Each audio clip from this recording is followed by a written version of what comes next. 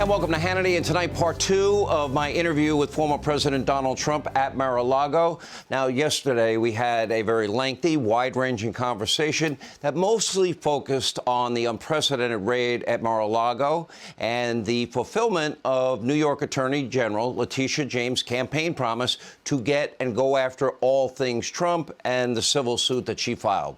Tonight, we talk about the issues that are greatly impacting this country that we all love. The lives of all of you, the American people. We're going to talk about all of that. We're going to talk about the midterm elections. Joe Biden, is he fit for this office? Biden's foreign policy failures when it comes to China and Iran and Afghanistan. We'll talk about the COVID pandemic, taxes, energy, the attacks on President Trump's family, and much more. I'll also ask him if he has made up his mind on whether he is running in 2024. Here's a preview. Do you worry about putting other people, what Melania had to go through and Barron had to go through? Do you worry about putting them back in that situation? In other words, I'm going to put it nicely, you're a golfer. Yeah. Why don't you just play golf? Why would you want to give up a great life and go back to that hellhole? Because I love the country. And we were so close. Now, unlike the current occupant of the Oval Office, Trump was able to provide candid and detailed answers to dozens of questions, and no cards, no teleprompter, no confusion at all whatsoever that we saw at any point. At one point, Donald Trump stated that he wanted Joe Biden, your current president, to do a good job, wanted him to be successful in a way that would improve the lives of the American people. Unfortunately, Joe is not capable. The results, they speak for themselves. Now, recently, Biden said, quote, "Watch me. Proof of the pudding is in the eating." Well, Joe, we're watching, and here's the pudding. Biden wandering aimlessly, totally dazed and confused at a public event last night in New York. He doesn't even seem to know where he is, what he's doing, where he's going. You decide. God bless you all.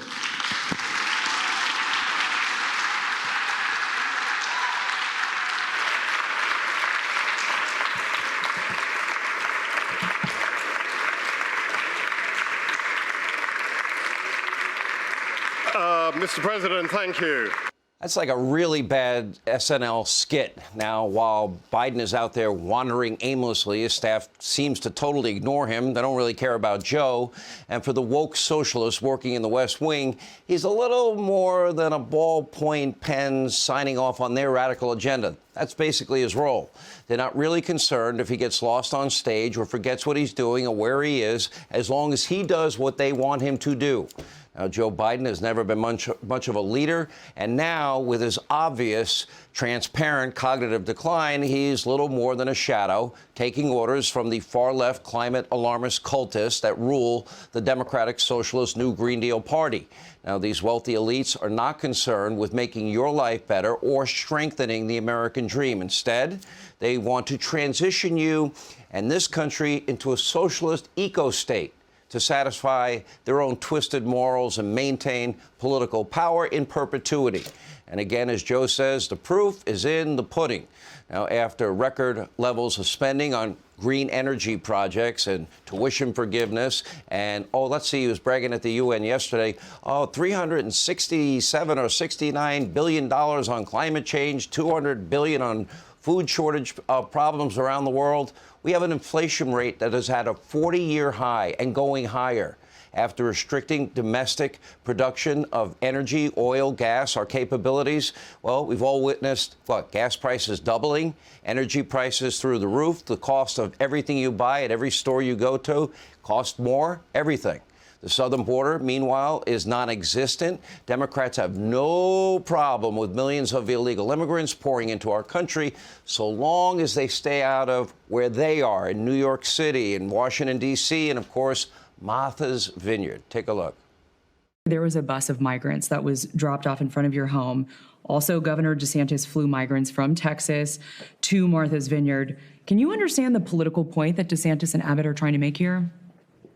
They're playing games. These are political stunts. Doing it for the sake of a headline, what we're seeing with these governors is irresponsible, and it's inhumane. It's inhumane.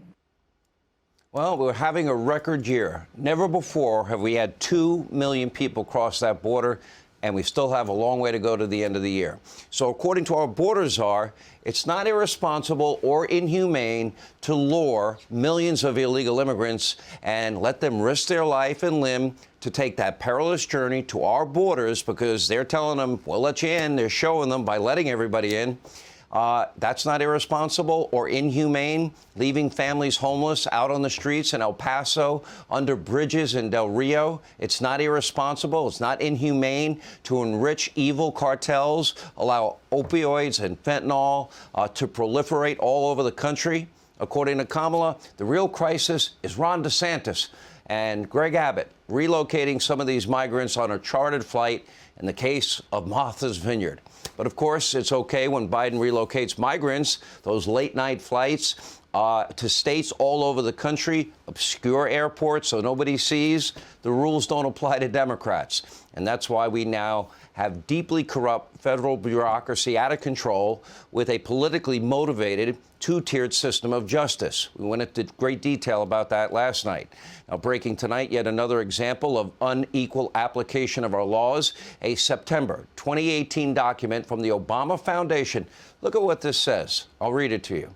The Obama Foundation agrees to transfer up to $3.3 million to the National Archives to support the move of classified and unclassified Obama presidential records and artifacts from Hoffman Estates to NARA, the National Archives Records Administration, controlled facilities that conform to the agency's archival storage standards. Now, two key issues. One, these documents were stored in an old furniture warehouse in Hoffman Estates between a highway and a golf course. That did not exactly meet archival storage standards, did it?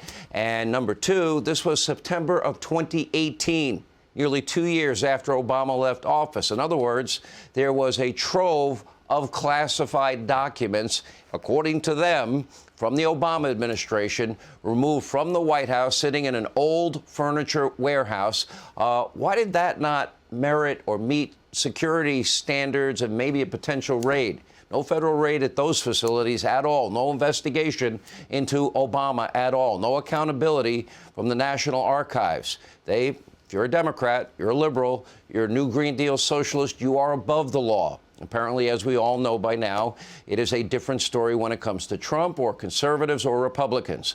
His house, of course, was raided by dozens of agents, guns drawn.